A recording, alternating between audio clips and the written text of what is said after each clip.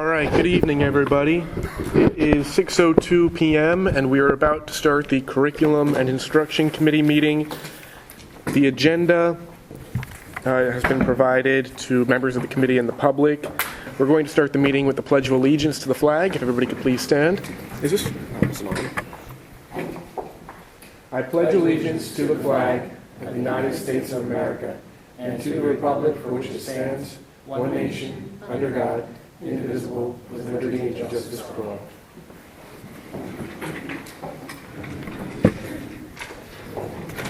All right. We're going to do now the committee roll call. If you're seated at the table, if you could just state your name. Carol Bites. Rob Early. Connor Kurtz. David Rathgeb. James Harris. And a special welcome to Mr. Harris, his first Daniel Boone Curriculum Instruction Committee meeting. All right, next up, procedures for public participation. It'll be at the end of the meeting. Pending how much time we have left, we'll determine how long that'll be. All right, item number 3, textbook review process. Mrs. Kiesel has joined us at the table. Yes. So my question, we've been talking about determining which textbooks we need to replace, but before doing that, we need to know what we have, and I'm thankful that the administration has undergone this inventory. And I was just wondering if the administration now could tell us verbally, I guess, what their takeaways are in terms of what we have, and in their opinion, how dire is our situation, and any solutions to remedying the problems they uncovered. So I'm looking at Mrs. Kiesel. I know this has been her project. Maybe Mr. Hurley, anybody who's been a part of this, feel free to speak. Well, those are all good questions. Do I need to use the microphone? Can everybody hear? Okay, we're good. You can. Okay. So it's still a work in progress, the textbook inventory, and I think it gives us a good picture of the books and resources that we do have. But I think at the same time we need to consider other things such as alignment to the AP exam, or whether it's a core subject that needs to be replaced, that type of thing, or how relevant is the content, how outdated is the content. So I think there are a lot of different factors that we need to consider when we're looking at purchasing textbooks. Mm-hmm. Yeah, I guess what I'm more interested at the moment in what we're using in our classrooms. Like if we have books from the 1980s sitting in a closet somewhere but we're not using them, that's different than if we have books from the 1980s that are being used in lessons today. So that's something I'm interested in. Have you determined that there is a need immediately for new texts? For some, yes. Okay. Do you have an estimate for how many, how much that'll cost, when we go about doing that? Well, we will need to prioritize. Yeah. Definitely. Triage might be a better word at this point, sadly. So, I know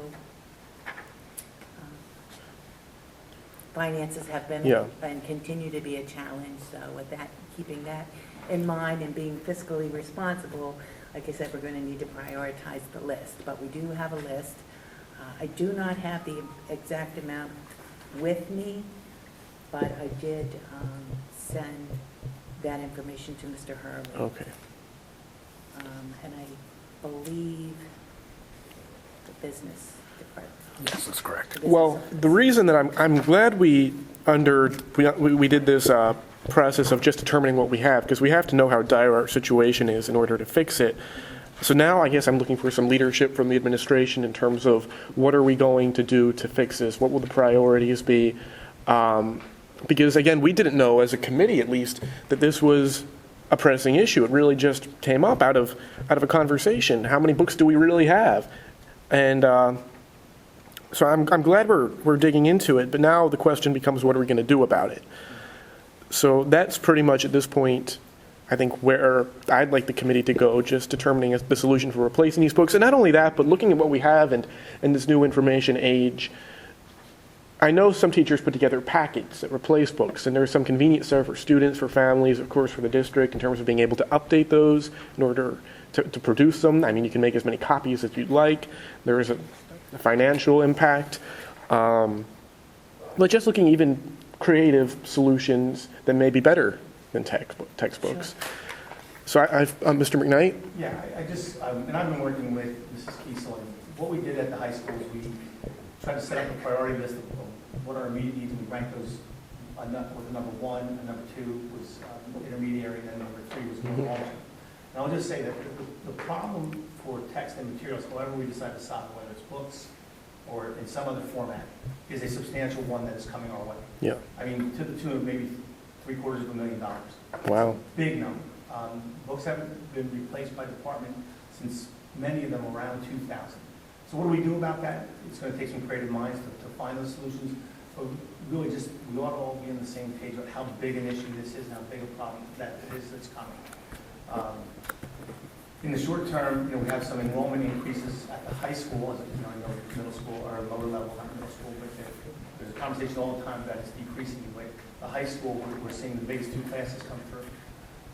And so we have a short-term issue as well, and that would be a priority one, and Mrs. Kiesel has those. Now, following these large classes coming in, are we projecting out and modeling what the following classes are going to be? Because I remember Anne Marie Trainer, who a lot of you might not actually know. She was the assistant superintendent back when I first joined the board and when I was in Daniel Boone. She always talked about a bubble that's moving through our school system. Yeah. Yep. So I just want to always keep that in the back of my mind. That was, I think, a really good way she described it. And that's the students who all moved in here, myself included, when all the homes were being built, we're now kind of phasing out of the district. And I just want us to be aware of that, I guess, in context of these purchasing decisions and all that. But that's where I want to go next in this whole textbook review process, identifying what we're going to be doing about it. Does anybody else have anything on that? This is going to be on here for a while, but... Well, I was just wondering, are we going to be trying to follow the policy, which states that the request should be in to the board by November? And would that be idealistic or realistic for us to say, hey, just give us every single request that's out there, and we'll prioritize it, but who needs what, by November, so that we can start to pair through the list in a more concrete way. And I just want to make sure, are there discussions in this research as far as with the technology department and the one-to-one textbook or computer initiative? And We are just beginning those discussions. okay. So rather than rush to any judgment, you want to wait until, is that the better way to go about this? Or is it wise to just say, look, if we had to decide today, here's every department that... So I'll only speak to the high school. We have submitted that information to Mrs. Kiesel. So each department has submitted what is the short-term and long-term need. The formatting is a whole separate conversation, whether we were to go with an online piece or actual physical textbooks. But That has to be worked through. And is there real savings? One of the traps in online books is that every 6 years you have to renew those licenses. They run around 75% of the cost of a physical textbook. So more has to be vetted there, but that information is over. So I do have a prioritized list. Okay. I would like to sit down with Mr. Hurley and Mr. Harris and discuss the prioritization of the list. And I don't know, the policy does state that those materials are due to the Curriculum and Instruction Committee in November, so that's what I planned on, and that's what I have All told the right. department chairs. That sounds great. Yeah, something on the whole topic of a process for reviewing textbooks. For me, the thing that really hit this issue home was the purchasing issue we had earlier. But to me, it's also, we need to be reviewing constantly what we have versus what we need and when we need to update what we have. So we should, in my mind, never have even been in this position where we have to order $750,000 worth of textbooks. It should have been happening and happening and happening. And I hope that moving forward, this won't be an issue. I hope in 10 years, the board won't have to look and say, oh, we haven't updated textbooks. We need to spend $750,000 to do it now. that being said, it's an issue also for me because it highlights a deeper issue, and that's why are we using outdated materials in the classroom, and why hasn't that made it up to the level it needed to be to make it up to for us to make the change? I mean, we had the teacher union president come up at the last meeting and say this has been an issue. We've been using these outdated materials. We didn't know about that, and there should have been, with all of the administrators in the district, I feel like we should have known, and it shouldn't have gotten to that level. And I understand the financial constraints, but we need to be aware, I guess, and we have to prioritize. Like, we shouldn't be using materials that are out of date. But I guess I've made my point, and I'm glad we're solving it. On that, I Yeah. just want to say, I think it's probably a reflection on the versatility and adaptability of our teachers, because they're probably Yeah. winging it. You know, they're getting the online lessons, they're Yeah. working with the online worksheets and reading material probably from the internet.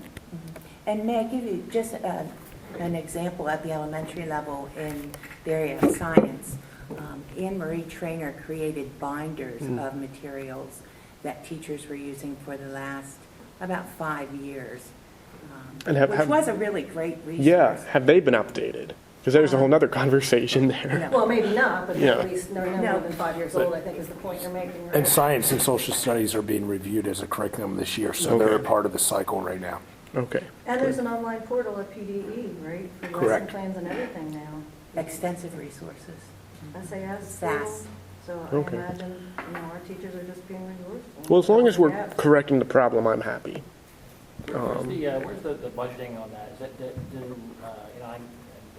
I should ask Lauren, is it being budgeted at the school level, or is it being, or do you have a budget? Answer that. Do you have a budget? For any new textbooks or new courses, they're budgeted at the district office level. Only replacements are coming through the building budgets. Perhaps, And what we're doing right now, just so you know, we're going back through those budgets and we're looking to make sure we're not duplicating the orders and make sure there's clarification among everyone. So we're Okay. not saying we're not doing it here and at the. that's why level. I'm wondering, maybe even for the replacements, maybe they should be done at the district level to determine, well, do we need to Well, the replace? danger of that is sometimes when you talk about replacements, let's say 5 books are destroyed by Yeah. kids for wear and tear. Okay. That's what you're. That's just getting really That's into the where you're weeds. kinda- yeah. Okay, understood. All right.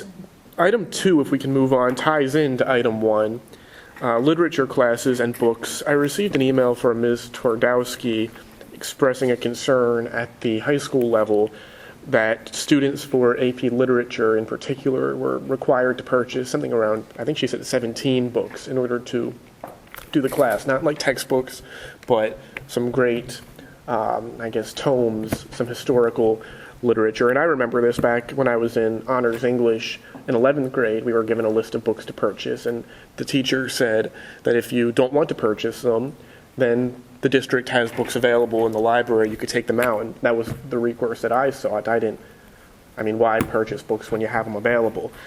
So on this topic, I think that, my personal view is that we shouldn't be requiring students to spend $100 out of pocket to buy books they need to do well in a class. If the teacher thinks that it's worthwhile, perhaps mention to the students, hey, here are the books we'll be using, here are their ISBN numbers. If you want to write in the book, if you want to make notes, if you want to highlight, by all means, go and buy them, but it's not required.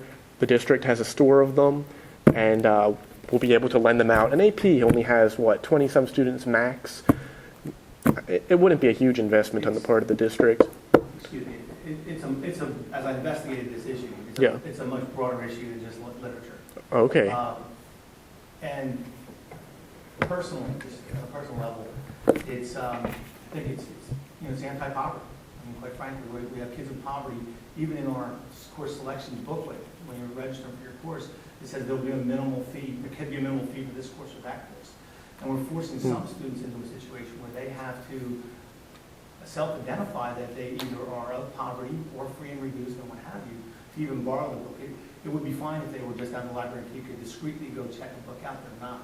In the classroom, up here is this pile. If you don't have a book, you can go sign one out. I'm not comfortable with the position we're putting kids in poverty in.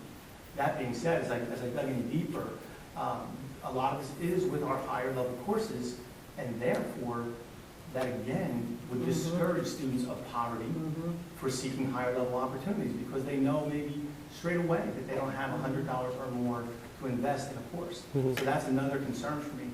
It was in science, we found it in science, we found it in language arts, we found it in... May I ask, in science, what were they charging students for? Computer sites, $12 application that a teacher required a student to get on, spend $12 to get into this given course that was an enhancement of the course, for sure. Yeah. No question. You know, I don't think our teachers are being malicious in No. finding the best resources they can. Yeah. However, as I question teaching, this has been a long-standing practice in the district. And like I said, I find 23% of our students are in poverty. You know, and I don't know the answer to how many are not taking courses. I don't know that you Yeah. ever know that, but certainly it's a concern. Well, I didn't know. I mean, going back thinking about my time in high school, in retrospect, I did not take the AP physics classes, but I know they had WebAssign. I don't know if that cost, if that's the program you're referring to. But those are things that you don't even really think about. You don't think about that before signing up for the course. This is something we need to Yeah. get right. We need to solve this problem. And I'd be very interested to learn how other comparable districts and better districts are solving this problem. But again, I'm glad we're talking about it. So thank you for taking the lead on that, Mr. McKnight. Does anybody have anything on that at this point? It's going to be something we continue to investigate. And Right. there's another element of this, and that goes back to the school board's role as the body which approves textbooks. Not just textbooks, all learning Right. materials. So these 17 AP literature books have not been going through the channels established in policy for the approval of materials. It's not just purchasing, it's curriculum. And I'm not saying we'd be shutting anything down. I don't think I'd ever vote to not teach something, but And then we would have been aware of it. yes, it goes back to the role of the board as determined in state law is to approve these things.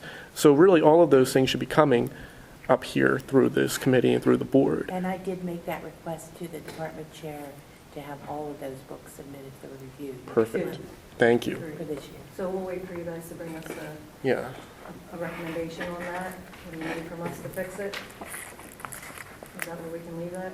I think that's, How many dollars would it cost to fix that? What would we need to do to build our library up? yeah. What kind of registration fees? And perhaps it could be as simple, and I'm trying to just, being a college student, I know that there are alternative resources out there. If you are reading a book from the 1500s, that book's in the public domain. You don't necessarily need to buy a $20 book when you can look at the PDF online for free and legally. So, However, we're students of poverty. Maybe we gotta get Kindles in their hands. well, then we can print it. Maybe we can get Kindles in their hands when they're taking those. Well, we also have to draw the line. I think we have to draw the line somewhere. We can't be not using the internet because some people might not have it. No, right. Yeah. What I'm saying is that to say that the solution would be to go online and get... Well, I'm not saying that's the solution. I'm saying that's an idea. If you had a reader. I'm just- If a reader came with the class. Yeah. and all the classes. I'm just saying that I think we should, I'm just saying try to think of some creative solutions. That was the point of that little, Strictly an issue Quick. at high school, I think. Yeah, is it?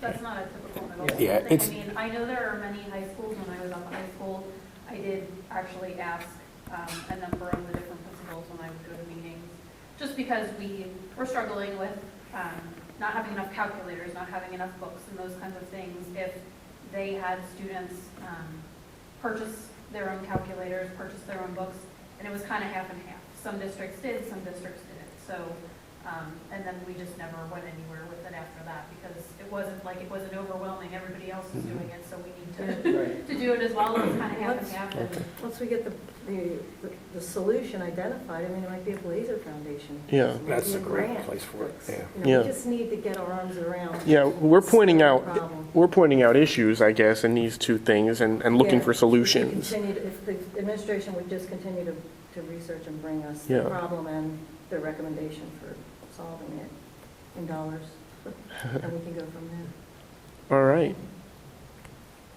Moving on now to item 3, something exciting and upbeat, employee recognition.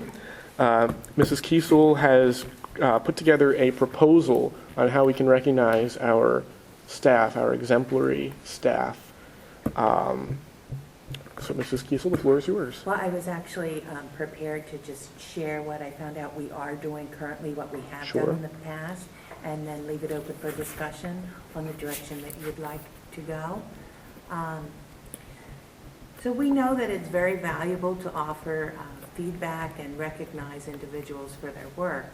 And I think that many or most of the principals are doing that at the building level. They're trying to offer feedback and be specific and do it within a relative short amount of time, that type of thing. As far as recognizing on a district level, what we have done in the past is a superstar program.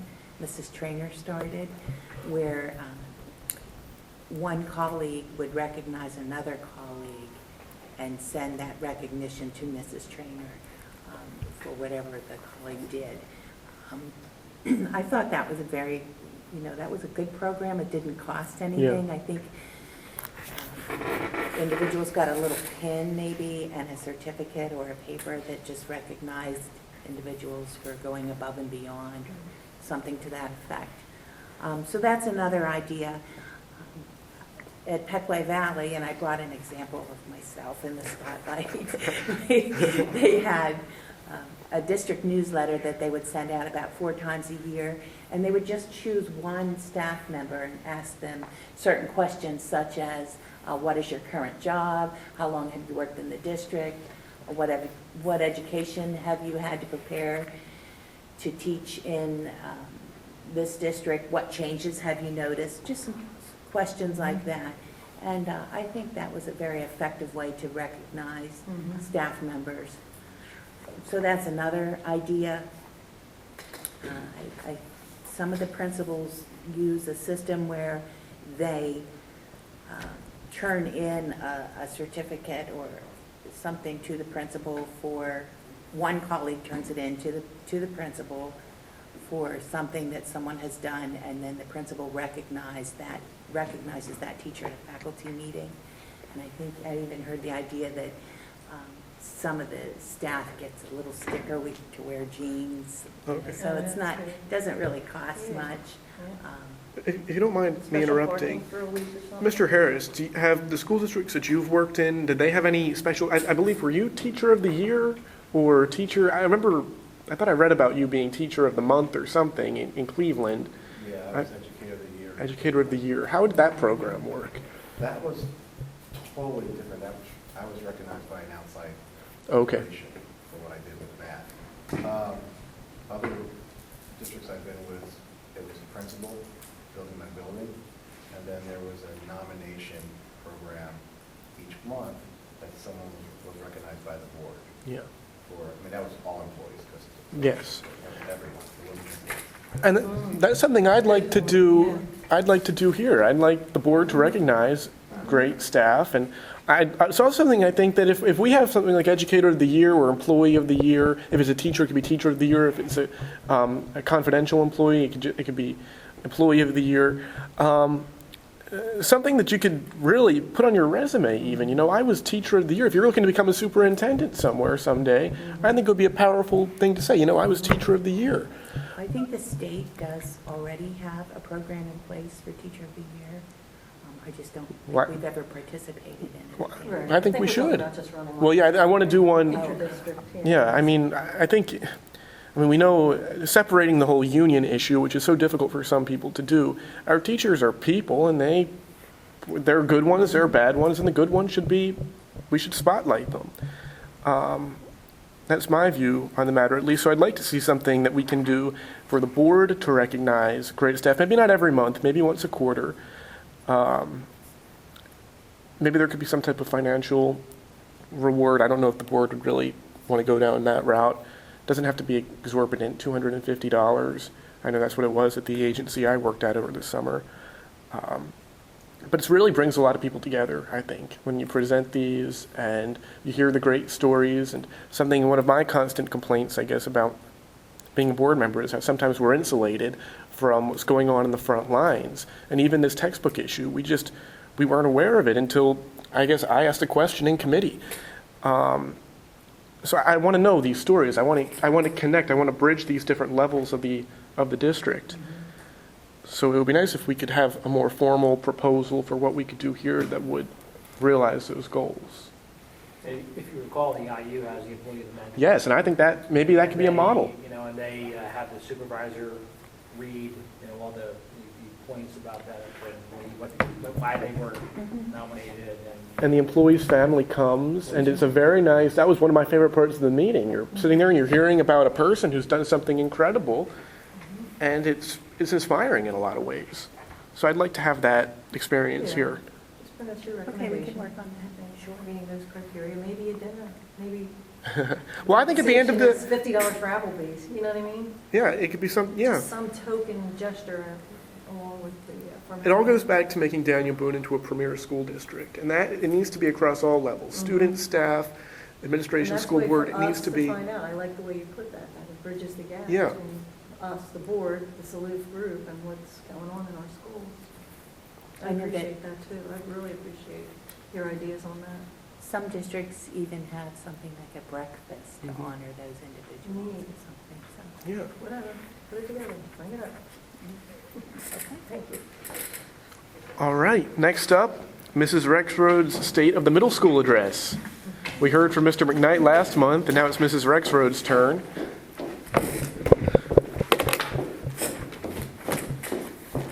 She's smiling, that's just good state. It is.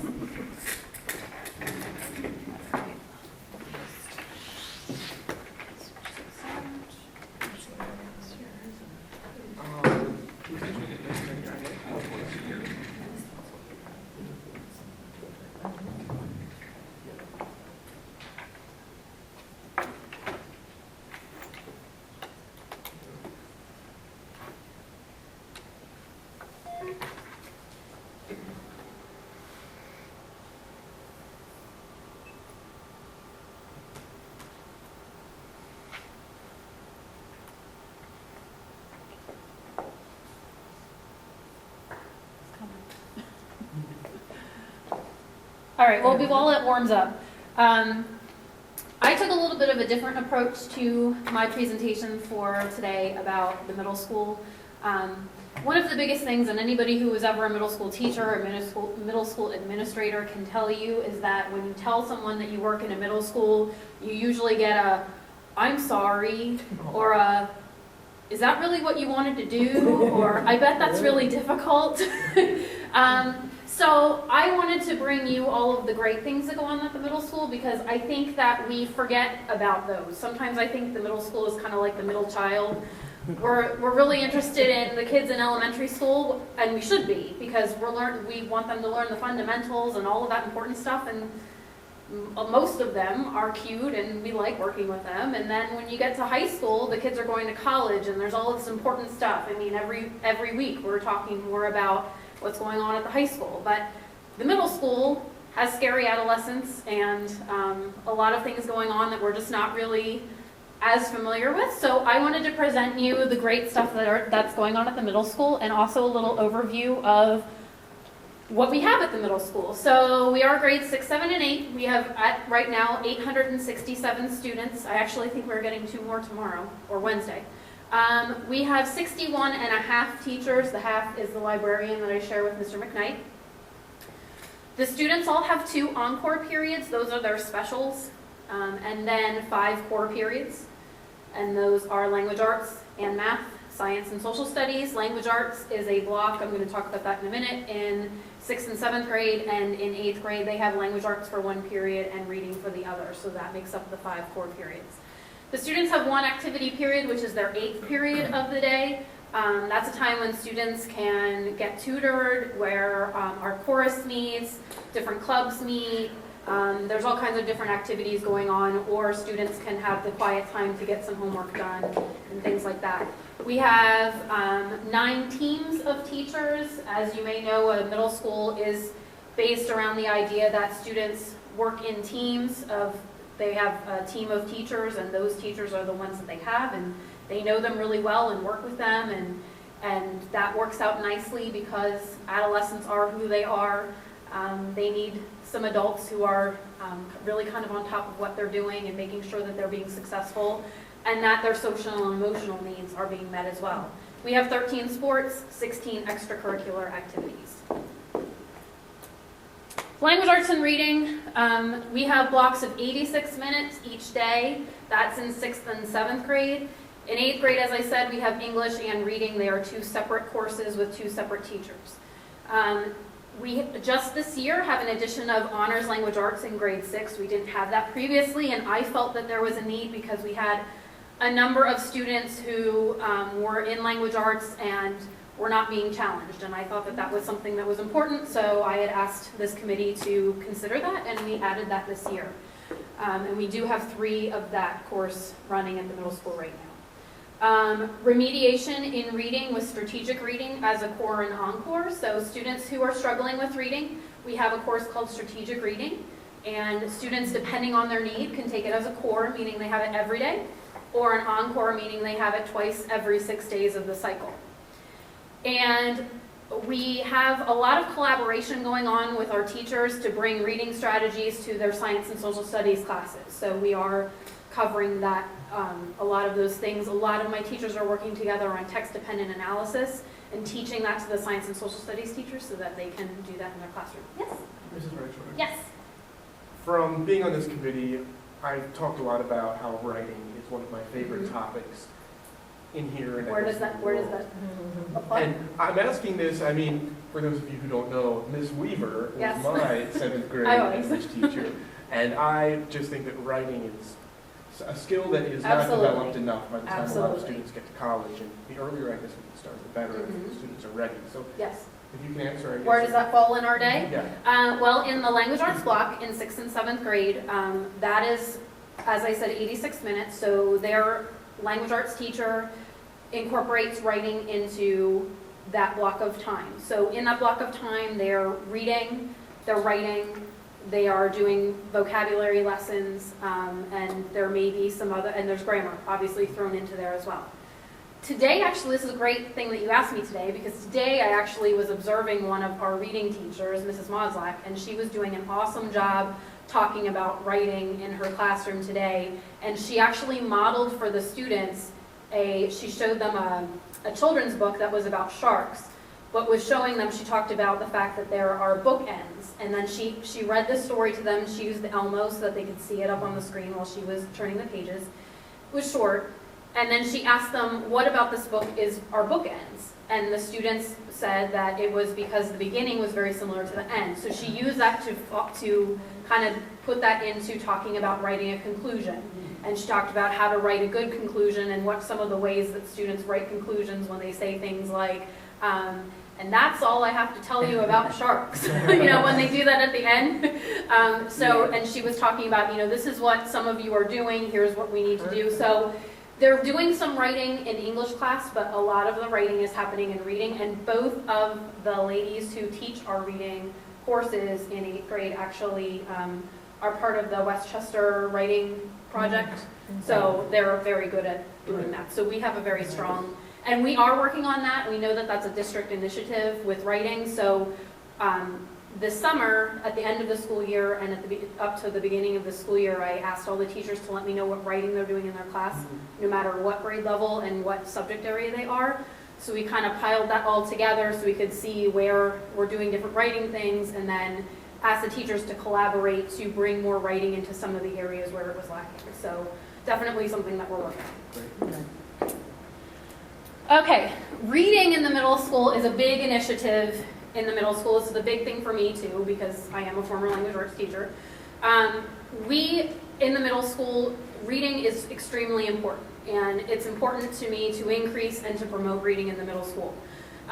Last school year, in case you are not aware, we scored first place in the countywide Reading Olympics. That's a competition that goes on every year in the county, and we send teams and they read a whole bunch of books, and they go and they get asked questions, and our team won, and we have a big banner in our lobby to celebrate that. We have GRAB every Friday. That stands for Go Read a Book, very similar to SSR, which you may have heard of. Our students every Friday read, and I asked my teachers to model that as well, so that it's not that they're reading and the teacher is working on something else. We ask that they read as well. Our circulation in 2014 was 12,964 books taken out of our library. That is the highest since the building opened, and our library is only open every other day. So I can just imagine how much bigger. Our library is actually, I know Mr. McKnight has kind of repurposed his library at the high school because his library is used very differently, and that makes sense. But our kids really are going to the library, taking out books, reading for pleasure. It's very rare to see a student in the halls of the middle school without their book that they're reading. So that is something that we really are pushing with our students, is to be reading for enjoyment as well as just what they're reading for class. And a lot of our 7th grade teachers, I just included this, are doing what's called the 40-book challenge. It is a challenge to read 40 books in the time that they are in 7th grade. And so the teachers have them actually reading, and then they write in a journal about what they're reading and review it with the teacher and talk with them about what they're reading. So that's something that's also going on to celebrate reading in the middle school as well. So that's something that's really important And to that's us. optional. Is that The 40-book challenge, I think 4 out of our 6 teachers are doing it.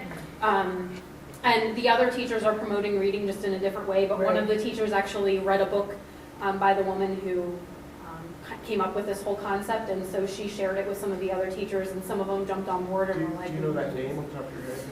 I have it in my, I actually have saved the email from when Okay, she I'm just initially asked me. curious. I can share it with you, I'll pass it along.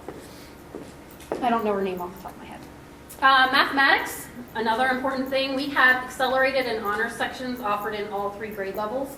So we actually have 3 levels of math, which is actually the same as the high school. So we are consistent in that. We have remediation for math through the Odyssey program. That is a computer-based program, and that is for our 7th and 8th grade students, both core and encore. So students can take that every day or twice during the 6-day cycle. This year, IHT stands for Individual Help Time. It's kind of like a study hall.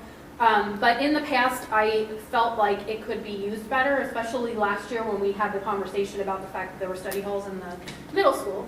So this year, the teams all have their own students for study hall or for IHT, which didn't happen in the past. So they can actually work with their own kids, and kids can get help from their own teachers at that time, which is so much better.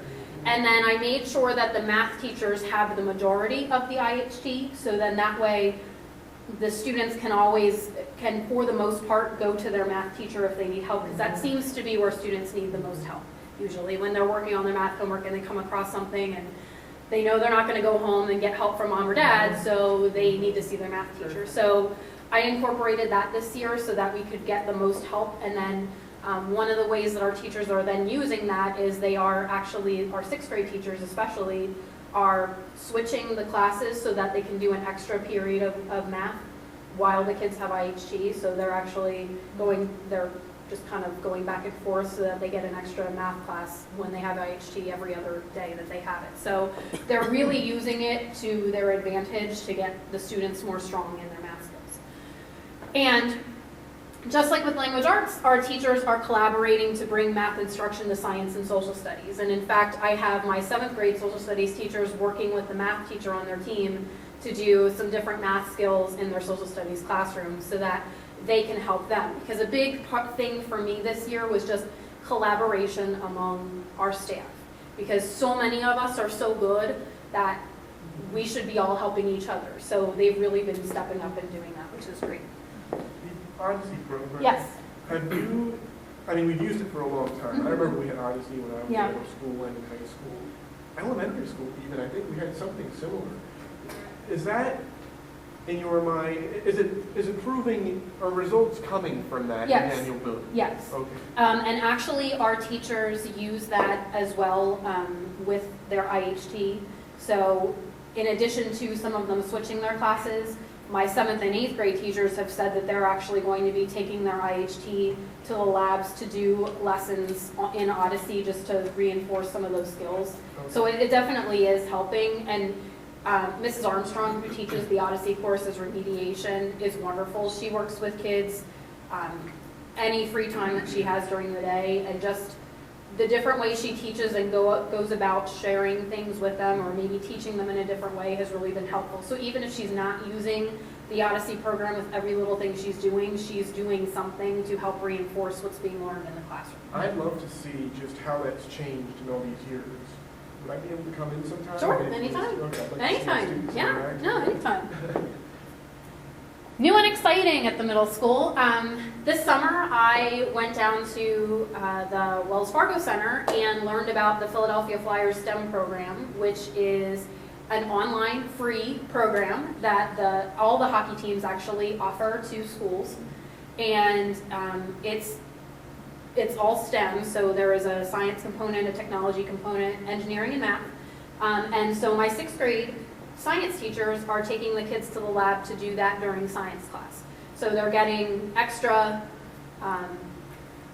they're getting some remediation and some different things and stuff that they're already learning. They're being exposed to more STEM things in their 6th grade science class, which is excellent. And of course, it's connected to hockey, which is a neat way for kids to learn about all that. And the best part about it was free. So it just took me driving down to learn about it and getting them to come and share it with our teachers. So that was great. I also made a change this year to some classes. In the past, health, technology education, and family and consumer science, they were all offered one time every 6 days for the entire school year to grade 8. And that was a little frustrating to some of the students because they'd either forget about it. So if they assigned a homework assignment, by the time you got back around to when they had it, they'd forget. And so some of them really struggled with that. The teachers in technology education, health and family and consumer science, we only have one teacher who teaches that. So they were having every 8th grade student for the entire year. Instead of now, I changed it to being semester classes, so they have it twice in a semester. So now they only have half of the 8th grade, and then they go and have the other half. So it's so much better, I think, for everyone all around. And I've heard that it's been working much better because they don't have every kid to learn and that big length of time in between when they have the class. So they're doing much better with that. As I mentioned before, the IHT with the team teachers. Mr. Liederman, my 7th and 8th grade science teacher, he's on the Pathfinders team, the split team, is doing trout in the classroom. That's actually a picture of the aquarium that was delivered last week. That is with Trout Unlimited, and basically they bring us the eggs and then they hatch, and then there'll be little trout in that thing. So it's a whole big activity that they do, and they provide that for free, so that was pretty awesome. Will So they that- be released into the? Yes. They get served for lunch. Yeah, no, they will be. So when springtime comes and they get bigger, then we will definitely let you guys know so that you can see the progress of that. That'd be great. The co-teaching model we started this year in the middle school. It actually was something that happened many years ago, and it kind of phased itself out. And last year, as you may remember, I went to Harrisburg, to Patan, and participated in a co-teaching class where I received a grant to implement co-teaching in my building. So in 6th and 7th grade math, I have a special education teacher and a regular education teacher teaching math one period together, and that is working really well. And last, The Lion King is our spring musical, so I just wanted to mention that because our students are very excited. There's over 100 students involved, so that is very exciting. That's in March. One last thing I wanted to mention, communication is a big thing for me this year. I shared with my teachers that I have an initiative. It is my personal goal, but I shared it with the teachers to increase and promote communication in the middle school. I am starting a parent advisory in November. Parents are coming in. They signed up over the open house that we had, and so they're coming in November. We have a date set, and all of the parents are SUPBS, so we're going to be meeting then, so I'm excited about that. Collaboration among colleagues, which I talked about. I've been promoting that with everyone to work together. I am posting on Facebook daily, and I have a lot of parents who are noticing that and sometimes make comments back and things that I'm answering, but I am making sure that I'm doing that because for some parents that's actually easier for them to get information than going on the website or a ConnectEd message. So that's just another way we're reaching out. Friday newsletter, I do that every week with my teachers and staff. I send out a Friday newsletter through email, which is everything that's coming for the upcoming week. I recognize staff in that if anyone did anything that I want to recognize. And I always include an article or a website of some sort that I think could be helpful or interesting to them. And Team Blue is my teacher advisory. And so we meet once every other month to discuss different things going on in school. The Connect Ed messages that I send home, I make sure I do at least 2 a month. And then we got to reinstate team meetings this year, but I am requiring my teachers to submit minutes from their meeting to me and to Mr. Repko and to the guidance counselors so that we're all aware of what went on and we can answer any questions that they may have and address any concerns. And the last thing is, this is a big one for middle school, bullying and relationships. I just wanted to talk about how we're addressing this at the middle school. A couple weeks ago, we had the KIND campaign come to the middle school. That is an organization, a nonprofit that works with girls and self-esteem and bullying and relationships. And it was really received well by our girls. They showed them a documentary that they had made, and then they talked with them, and the girls actually provided a kind message to someone who they just wanted to let them know that they meant something to them. And they actually got up and shared a kind apology to someone that they may have not treated nicely in the past. And so they did get to share that and go through that, and we've had a lot of positive feedback from that from the girls. And I actually have a teacher who wants to keep that going by doing a KIND club at school, so we're looking to start that. Build a Better Boone, or B3 as we call it, is our anti-bullying, we're all a great middle school kind of club. Miss Fink, our one guidance counselor, runs that, and they do all kinds of neat things. They do a lunch called Mix It Up Day where the kids have to sit different places and meet different students. Every once in a while you'll see little Post-its around on lockers and doors and things with positive messages that they put around. So they just do a lot to make the school a happier place and to just promote relationships at school. Student positive recognition, we try as much as we can to be talking about the positives about our students as much as we can and celebrating those. For example, just last week we have a young lady who was traveling to Harrisburg with her pony and was showing her pony. So we made sure that we did an announcement just to celebrate her and her accomplishment of doing that. And last, we've been doing a lot in the past few years pairing up our regular and special ed students. You may remember last year I gave the presentation, or last school year, of the painting that we did with the Connections group. It's actually, if you can see, it's hanging in the picture of the cafeteria that I put there and on the wall. We hung it up. This year we're doing some other different activities to pair up students in some different ways. We have some students who are helping out our special education students with social skills by doing some different activities, and then we also are continuing that Connections group. And also with student positive recognition, I did put the picture from our pep rally. We had our first pep rally at the middle school in years, and it was during the activity period at the end of the day, but I definitely wanted to share the accomplishments of those students who are in sports, because we hadn't done that, and they put a lot of time and effort into that, and I felt that it was important to do How that. has the activity period been going? We haven't really heard much about it. There was a big discussion item before it was implemented. No, that was at the high school. They Oh. had- Yeah, that was like, they had yeah. it. No, So the mine, high we've school had it, because you had it, I think, when you were at You're the right, middle I school. did, At the yeah. end of the day, you kind of go back to Eighth period, homeroom, and I then think. you can do different things. Yeah, I think we just called it like ninth period. Or Yeah, eighth it was period. just 8th period, Okay, but that was it then. I just thought activity period would make more sense to explain what it is. And that's the end. Does anyone have any questions? Again, I just wanted to keep it positive. I wanted you to know all the positive things that are going on at the middle school, Yeah. because I think that sometimes we don't realize all that stuff's going on, so I just wanted to share it. One thing I guess I'd have, maybe it's a question, if Okay. you have an answer for it, I don't know.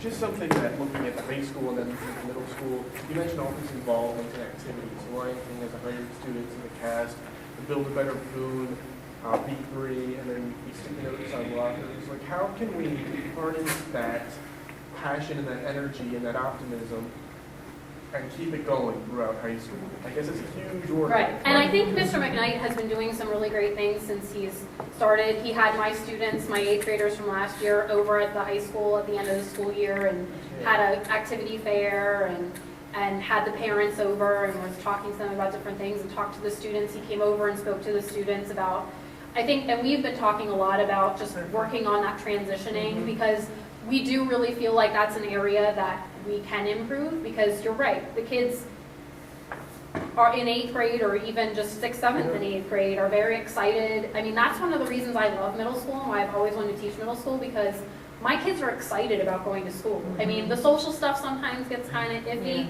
but for the most part, when you talk to my kids, they're excited to be there. And when I went to the high school, although I loved it, that was one of the things I felt was missing. At some point, the kids lose that It's like, excitement. I'm trying to think of a metaphor. It's like a rose. In middle school, it's all perfect, and it begins to wilt, and the petals begin to fall off.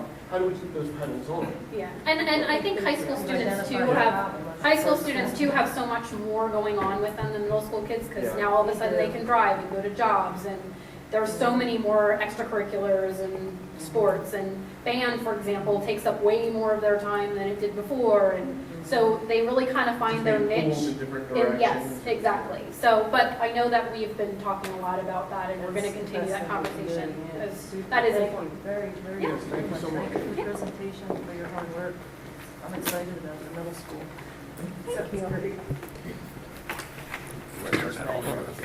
To reminisce with Rob about his time as vice principal, I got some stories there. But all right, next up, and we're beginning to move down into the things should be moving a little bit faster now. We should end a little bit early again. Credit recovery at DBHS. This has been an ongoing discussion topic with Mr. McKnight, and perfect timing, Mr. Wolf has joined us. So that was just serendipitous how that worked out, because I think we're going to move on from the curriculum committee to passing this on to policy. But Mr. McKnight, do you have anything to speak to on that? Just very briefly, I did send out just the policy. I don't know if everyone on curriculum got it, or it just went to you. I forwarded it out. Okay, so I this think, gives you the yeah. overall policy and Oh, guidelines. did I? and areas we can begin to look at taking, to me, some corrective steps. And we talked briefly, Mr. Wolf and I spoke about looking at it through policy. Just generally paraphrase, I think you've written it down, Mr. Kurtz, that right now our summer school model is punitive. It is costing us graduation rate because the student does not pass. This is really for Mr. Harris's benefit to bring him up to speed on it, is that right now when you fail a course in the high school, you must go to summer school. But you have to have at least a 40% to do that. And then you can remediate. But if you financially don't have the money to go to summer school, which again, back to a passion that's close to me, students of poverty do not always have that. And even though we have free and reduced lunch, there's a whole host of issues that go along with trying to get students of poverty into summer school. Not to mention that they can't work. So there are better models out there. I've experienced better models. Not that I designed them, but I've experienced them. And you see a lot of credit recovery happening simultaneously in the school year with students. I mean, we've talked about our inordinate number of summer school, federal students. There is a place for them to capture that without additional cost to the district. We have labs and opportunities where we can use teachers on duty, and we have Compass Learning, which is, I think, Mr. Hurley, a $20,000 program that we use in a lot of ways throughout the district. But it is where we use our credit recovery, and we don't really use it during the school year. The previous model did not use that. Because of some of the limitations that are placed in policy 116. It's fairly limited. So we want to look at that, and we want to come back perhaps with a better credit recovery model. We still charge, the recommendation would be to still charge students some amount of money to engage in recovering the credit. What would be the appropriate amount would have to be discussed. But that ultimately, we could put them, for example, in our in-school suspension model, there's a bank of 6 computers. Students could be in there. There are teachers assigned to in-school suspension to monitor that. Students can go in there and work on credit recovery as they're going through. We have certified teachers in the content area and so forth. So there's a way to do this that will help get our kids. Right now, we have a 12% dropout rate or 88% graduation rate. I'd like to look at it, meaning our students are not making it in 4 years. About half of that number, okay, is our math students. And once they fail the math course, they either go to summer school or they become a 5-year graduate, which... Or they drop out. Or they drop out completely. So, but it does count against us if they become a 5-year graduate too, against the cohort number. So it appears that way as well. So we should take a dive in there. To bring credit recovery online, the goal will be to bring it on after the second quarter and start the third quarter this year. So more to look through in policy. And I can make some notes and add to policy if we go down the road working with Mr. Hurley and Mrs. So where I'd like to, I mean, we've been talking about this in this committee, and I think we all agree that this is something we should do. Is that a fair characterization? Yes, we should. Yes. I'm looking more towards Mr. Rathgeb and Mrs. Bites, but thanks, Yeah. Mr. Hurley. Okay, so, yes, absolutely. We're going to pass this then along to the policy committee to look at the policy, and from there, I guess it'll go to the full board, but this committee supports it, and we'll be able to change the status of this topic to complete for our committee at least. So thank you, Mr. McKnight and administration. All right, next up, I'm going to give the floor to Mr. Rathgeb, and he... I know what the password is for, Mr. Rathgeb spoke to me about this idea to perhaps any ideas what the errands? Why don't I just log in? supplement some of the lessons we teach in social studies with some videos from specifically Dennis Prager, but I guess the topic could be a whole lot larger. But I'll let Mr. Rathgeb speak to that So. when he's ready. While Jimmy's, you can get on the thing. Okay. This might come as a shock to some folks, but I think, most of us on the board tend to lean towards the conservative side. Man, that is a shock to some folks. But, and, a lot of the times our perception is that when it comes to the field of education, that it tends to be that the more liberal process gets taught. Whether that's true or not, that's a whole different topic. But my passion is that that this is a great opportunity for kids to have a dialogue exchange from both sides of the spectrum. That's what education, I think, is what it's about. You give both sides of the story, or if there's more, and let the kids, let them think and let them create their own, whether their own thoughts and ideas, and that's teacher facilitates those discussions. So this is just something that I came across that if a teacher is not, might not have access to maybe some more conservative sides of things, that this might be a good tool for them to use. It's a very, I don't know if anybody's seen it before, it's a very, very short videos, like 3 to 4 minutes, and they're very well done. Or we can use this as Yeah, I'll just bring mine. It seems like it's taking forever. so hopefully we can actually see one. My intention here. So,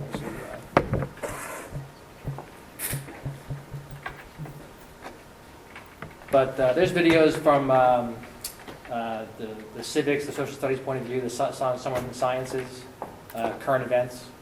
So there's all different. The YouTubers, are they on the site? Yeah, they are on YouTube, but there is a site for it as well.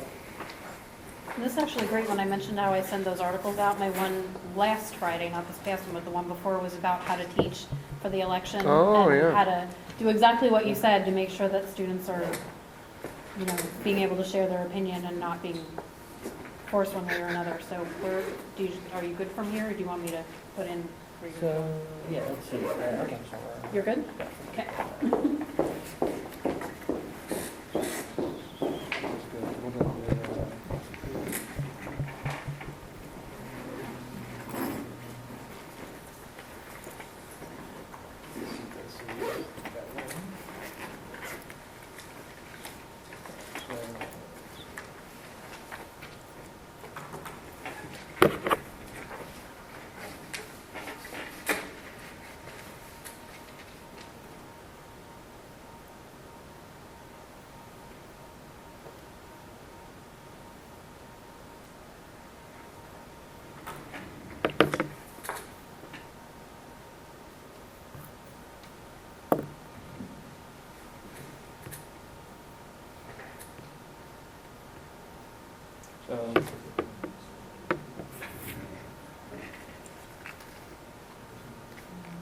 Still nothing.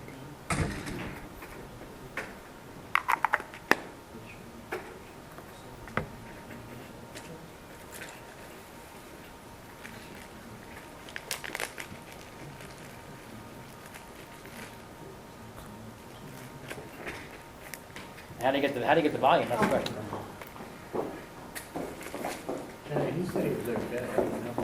I actually turned it down for a Oh, while, because that's probably my fault, because I would hate for it to be loud when you guys are in the meeting. And when that didn't work, so it's a different idea. Let's see. I put it on pause. Oh. There's 70 votes needed to win the Electoral College. Our founders so deeply feared a tyranny of the majority that they rejected the idea of a direct vote for president. That's why they created the Electoral College. For more than 2 centuries, it has encouraged coalition voting, given a voice to both big and small states, and discouraged voter fraud. Unfortunately, there is now a well-financed, below-the-radar effort to do away with the Electoral College.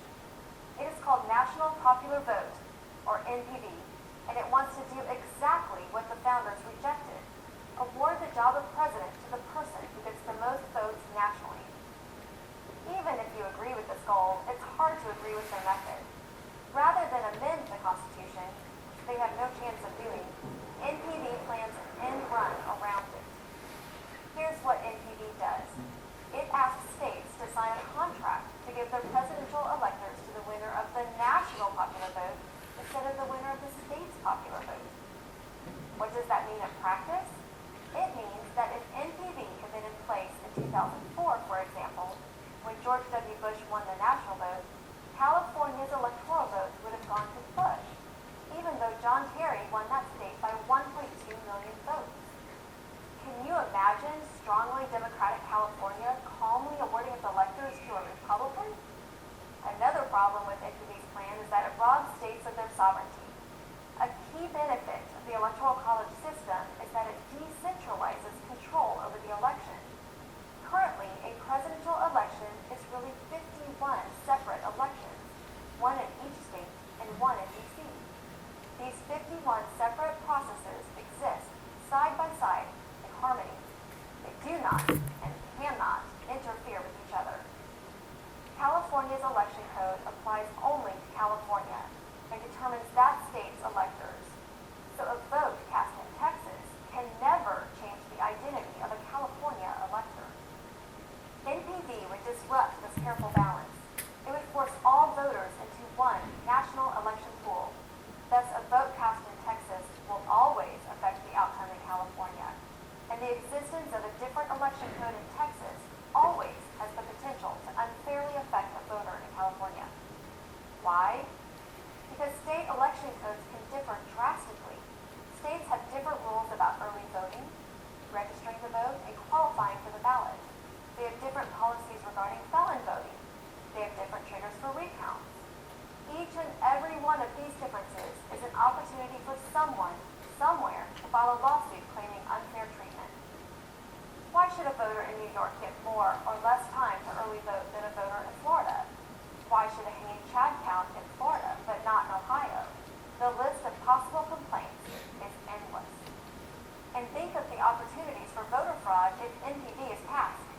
Currently, an attempt to steal a presidential election requires phony ballots to appear or real ballots to disappear in the right state or combination of states, something that is very hard to anticipate. But with NPV, voter fraud anywhere can change the election results. No need to figure out which state you must swing, just add or subtract the votes you need or don't want, wherever you can most easily get away with it. And finally, if NPV is adopted and winning is only about getting the most votes, a candidate might concentrate all of his efforts in the biggest cities or the biggest states. We could see the end of presidential candidates who care about the needs and concerns of people in smaller states or outside of big cities. Here's why all of this is of so much concern. NPV is more than halfway to its goal. NPV's contract will go into effect when states with a combined 270 electoral votes have signed. To date, NPV already has the support of 10 states plus D.C. Together, that's 165 electoral votes, leaving only 105 votes to go. It is time to stop this attempt to undo the way American presidents are elected, which will in turn undo America. The people behind NPV think they are wiser than every generation of Americans that preceded them. They aren't. I'm Tara Ross from Prager University. Join Prager University. It's also one that strictly does, the Electoral College. It explains why the founders had Electoral College and why it's a good practice. There's ones on global warming, on why, there's a big thing out there. I'm kind of passionate against, there's all this hatred against GMOs. We've been splicing genes in animals and plants for centuries. Now all of a sudden it's a bad thing. But there's a piece on that. There's an interesting one I saw on big unions trying to buy elections. I thought that one was interesting. But there's a lot. That's my point. Is there's a lot of different topics, and I think they're well done and they're very short. So I just wanted to bring that to the administration as if they want to use it or not. But this thought free resource, and I think for that amount of time it kind of keeps the kids' interest and they won't lose them. So thank you. thank you. I think it would be very interesting just in terms of how things are taught to really put these different perspectives out there. And at the very least, it may ignite a spark in the student to figure out, hey, I'm interested in this topic, let me learn more. But going back to forming well-informed opinions, that's something our schools need to teach. So thank you, Mr. Rathgeb. All right, next up we have 2 items on the main topics before we get to public comment. At-risk kindergarten update. I'm just looking to hear what has the administration been doing since the last meeting. To do that again, we heard that great presentation by the 2 kindergarten teachers, and I guess we're looking to figure out where does that stand as of now, because it is something I know this committee is very interested in. I can give you a couple pieces to that. First, when you look at-risk kindergarten, we think it's a great idea in terms of certainly implementing it. We'd want to do it first and foremost as a pilot program. We'd want to do it. We want to get results. Ultimately, we want to when we set the program up, we have to get results. So we would set it up as a pilot program.